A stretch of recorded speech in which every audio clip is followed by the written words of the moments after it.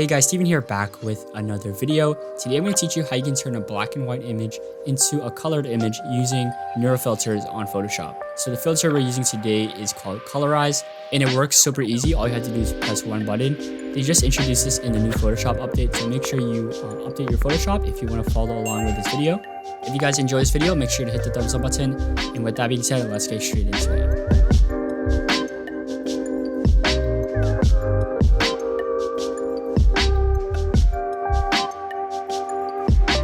So right here, I got two iconic black and white photos. I'm pretty sure there are no colored versions of these. I could be wrong. And then the third image I have is a landscape image that's colored.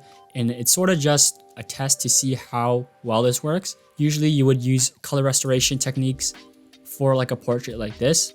But just to see the capabilities of this feature, I wanted to add, a random photo like this. So if you go to filter and go to NeuroFilters, it should pop up. Make sure to update your Photoshop before watching this video. And if you go to beta filters, you can see Colorize right here. So this is still in beta, so it is going to get better in the future with software updates. Adobe has gotten a lot better with their AI and have added a lot of features in their different programs recently, and Photoshop is the newest beneficiary of that. So let's just get straight into it. We can just check it, and right away you'll see a difference. You can obviously see there's discoloration like near his left arm, his right forearm, and his left thigh. And I'm going to show you how you can fix that. But before I do that, you guys can see the other settings.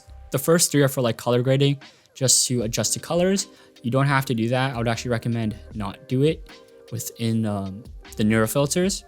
And then the focus color and scene color option, I'll explain later because I'm going to show you what focus points are right after this. You can also output the results, so like the colored image, in a new layer, or you can apply it to the current layer. I personally would just do a new layer because it won't affect the original layer in case you want to make any changes. So I'm going to press OK right here, and I'm going to show you how to fix, the discoloration in his arms. So you want to select the color using the eyedropper tool. So I'm just going to go with his arm right there, and you want to copy the hex code. So I'm just going to copy it right here.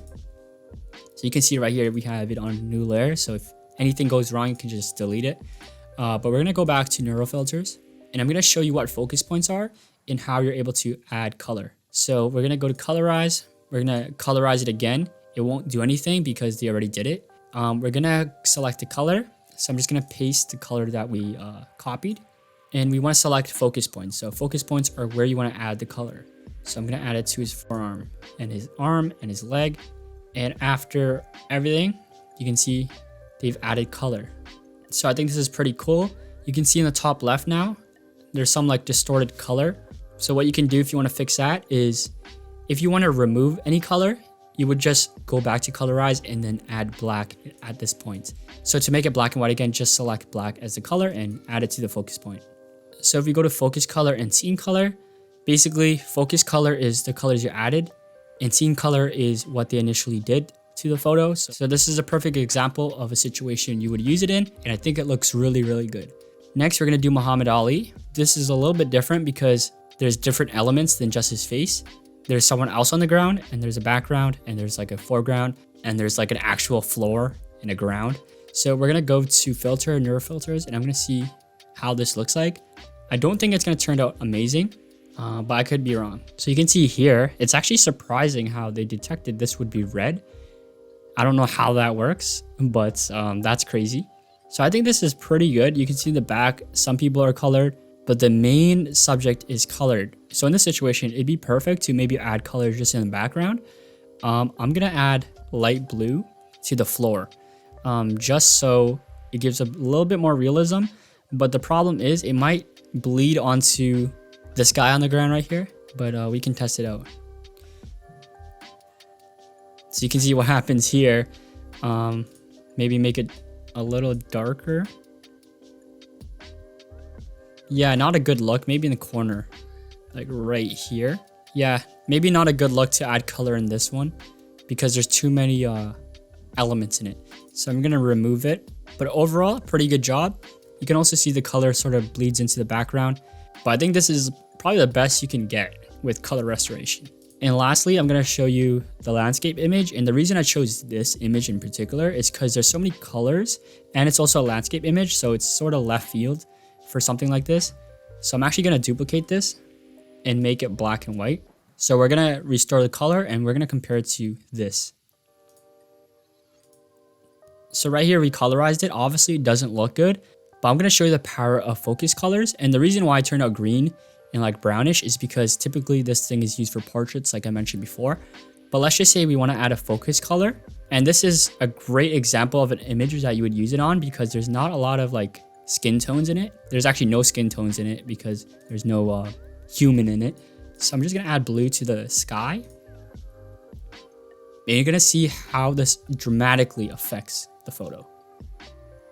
So boom, you can see the sky now, which is crazy, but you can see it also bleeds onto the snow right here.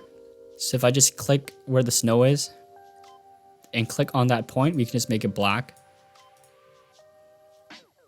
So there it disappeared, and we might be able to add green toward the middle right here.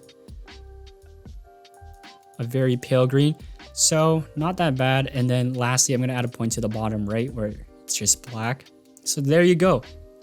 It's actually quite good, especially the sky. But one thing I do want to point out is the only bad part of this whole feature, in my opinion, is you can adjust how much space the focal points take up. Yes, you can move it around, but you can't actually change the radius it takes up.